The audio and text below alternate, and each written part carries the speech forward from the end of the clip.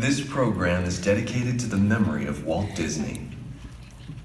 In 1971, his love for America inspired the creation of the Hall of Presidents, a place to celebrate the optimism and goodwill he saw at the heart of the American story. Walt's vision was to honor the nation by honoring the American presidency.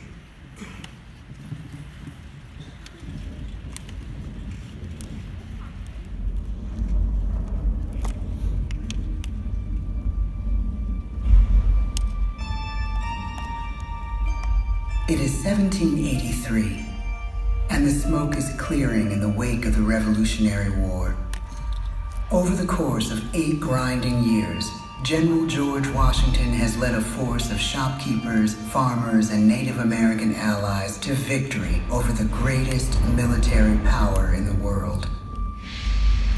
A new nation has been born, independent and free. The founders must form a national government. In 1787, through months of passionate debate, they create a written constitution. For the country's highest office, they imagine something new in the history of the world. A leader not born to power like a king or queen. A leader who has not seized power through conquest. A leader not separate from the people, but elected by the people. From among the people. We, the people. This is a new idea, an American idea. The idea of a president.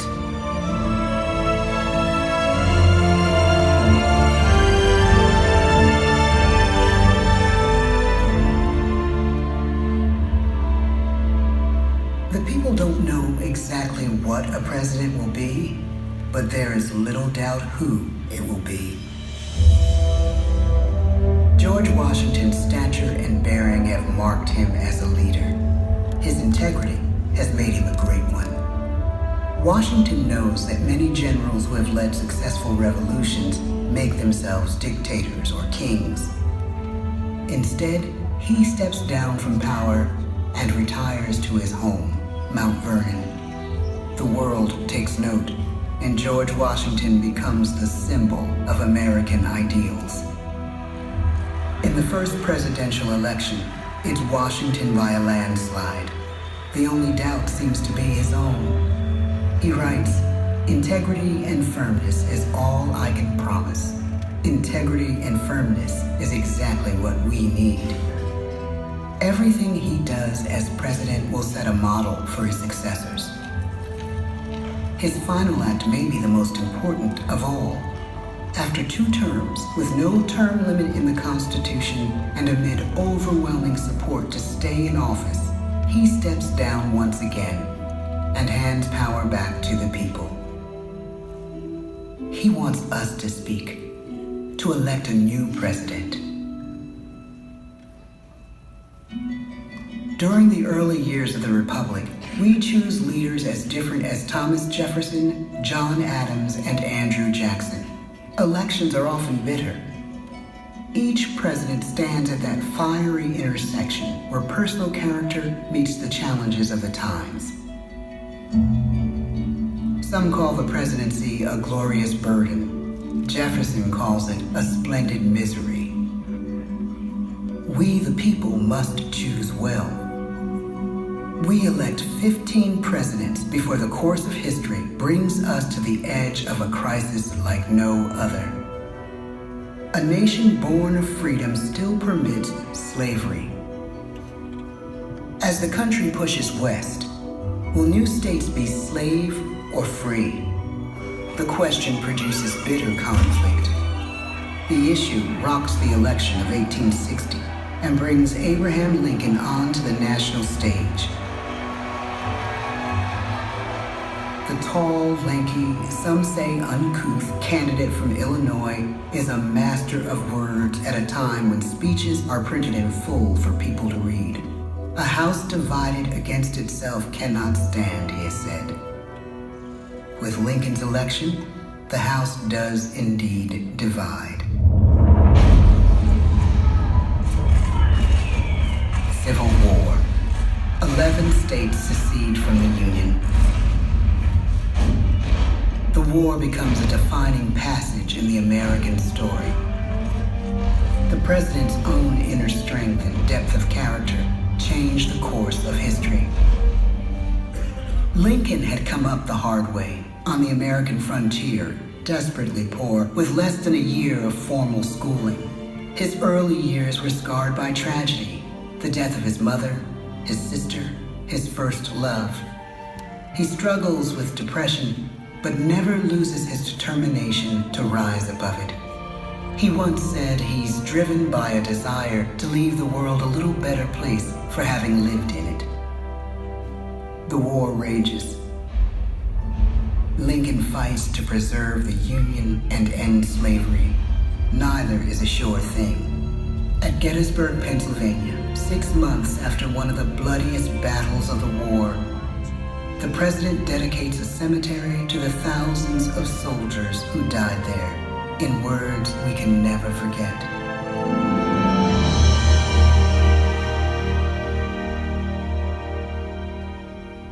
"Fourscore-and-7 years ago, our fathers brought forth on this continent a new nation, conceived in liberty and dedicated to the proposition that all men are created equal. Now we are engaged in a great civil war, testing whether that nation or any nation so conceived and so dedicated can long endure. We are met on a great battlefield of that war. We have come to dedicate a portion of that field as a final resting place for those who here gave their lives, that that nation might live. It is altogether fitting and proper that we should do this. But in a larger sense, we cannot dedicate, we cannot consecrate, we cannot hallow this ground. The brave men, living and dead, who struggled here, have consecrated it far above our poor power to add or detract. The world will little note, nor long remember what we say here, but it can never forget what they did here. It is for us, the living, rather, to be dedicated here to the unfinished work which they who fought here have thus far so nobly advanced. It is rather for us to be here dedicated to the great task remaining before us, that from these honored dead we take increased devotion to that cause for which they gave the last full measure of devotion. That we here highly resolve that these dead shall not have died in vain, that this nation, under God, shall have a new birth of freedom, and the government of the people, by the people, for the people, shall not perish from the earth. The blood of over 500,000 Americans is spilled in this Civil War. President Lincoln's enduring hope is to give true meaning to the sacrifices of so many, to lead us to that new birth of freedom. With the end of the war and the end of slavery, a new birth truly begins. As we roll toward the 20th century, settlers roll west on wagon wheels and railroads connect the nation coast to coast. Millions of immigrants pour in from Europe and Asia. Population doubles. Our economy triples. Our standing among nations rises. We need presidents who can lead both at home and abroad. At the same time, a young Theodore Roosevelt is retreating from New York politics and personal tragedy. The death of his wife and his mother on the same day in the same house. In the Badlands of North Dakota, he rethinks his life and the life of his country. He returns stronger in body and spirit. His renewed energy is just what his country needs.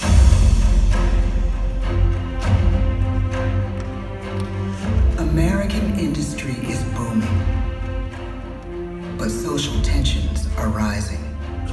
A progressive movement is bubbling up, pushing for change, and change is needed. in the working and living conditions in cities. The gap widens between rich and poor. The demand for change grows stronger. Teddy Roosevelt is a knight on a crusade. He speaks with force and vitality in clear terms that make colorful headlines at a time when mass-market newspapers have become the new media. To define his foreign policy, he borrows a phrase from an African proverb: speak softly and carry a big stick. But his greatest accomplishments are made at home. He breaks up giant monopolies, protects workers' rights, and calls for a square deal for all Americans, rich and poor, capitalist and wage earner. Fair wage and a square deal for every man and every woman in the United States.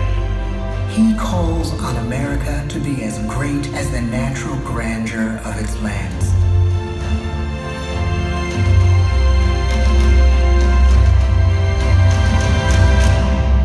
Keep your eyes on the stars and your feet on the ground, he tells us. And we do.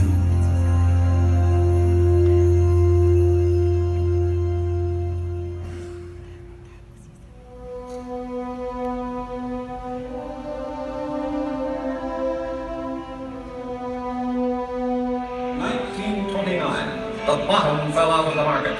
12 million unemployed. The bread lines and the soup. The results of the 1932 election now appear. When we elect our 32nd president, it is the worst of times. The course of history and the course of one president's life again shape a turning point in our national destiny. Franklin D. Roosevelt, paralyzed by polio, knows how to restore the faith of a people paralyzed by the Great Depression. I believe in practical explanation and in practical policy. He has found the inner strength his countrymen now need. He speaks to us like a friend, a neighbor. His optimism is contagious, his voice perfect for the latest breakthrough medium, radio. He calls us to believe we have nothing to fear but fear itself. And we do believe. Tonight's attacks on England are perhaps the most widespread of the war in the course of the day. But an even greater challenge dominates his final years in office. The Second World War.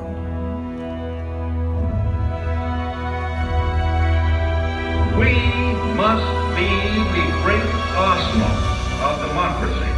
This is an emergency as serious as war itself. We stun the world with our production. When bombs fall on U.S. troops in Pearl Harbor, he calls us to fight on the war front and sacrifice on the home front.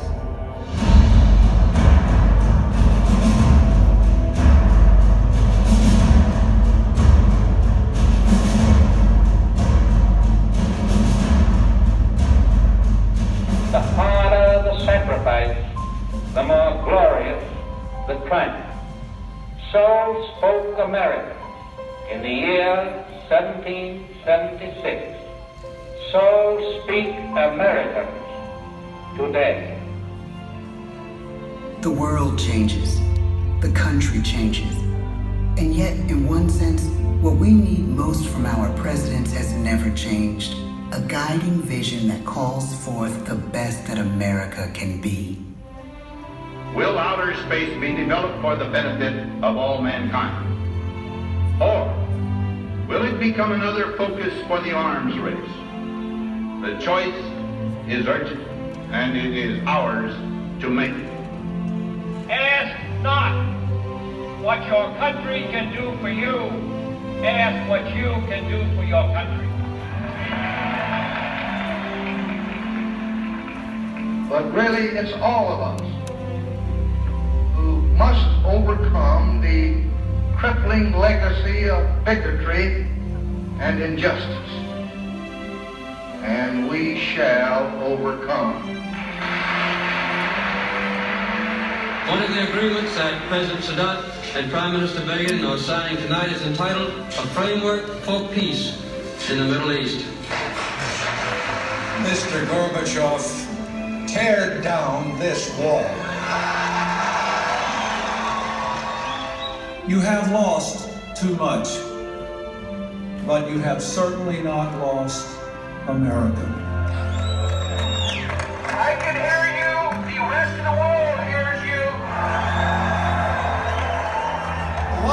this country requires the willingness to speak out for what is right, to shake up the status quo. That's America. Our presidency is no longer just an idea. It is an idea with a proud history. Ladies and gentlemen, the presidents of the United States of America.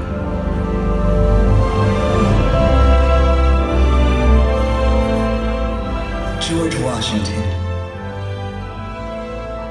John Adams, Thomas Jefferson, James Madison, James Monroe, John Quincy Adams,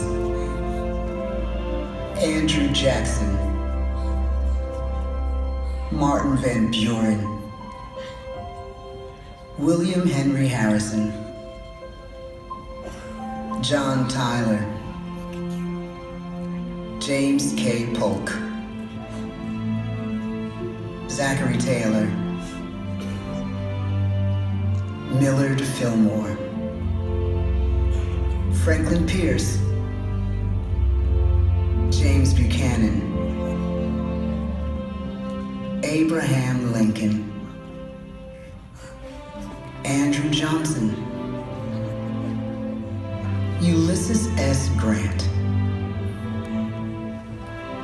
Rutherford B. Hayes, James A. Garfield, Chester A. Arthur, Grover Cleveland, Benjamin Harrison, William McKinley, Theodore Roosevelt, William Howard Taft, Woodrow Wilson, Warren G. Harding, Calvin Coolidge, Herbert Hoover, Franklin D. Roosevelt, Harry S. Truman, Dwight D. Eisenhower, John F. Kennedy,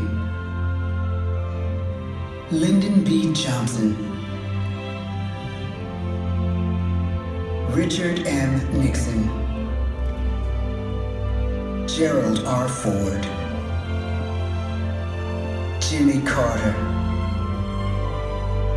Ronald Reagan, George Bush, Bill Clinton, George W. Bush, Barack Obama.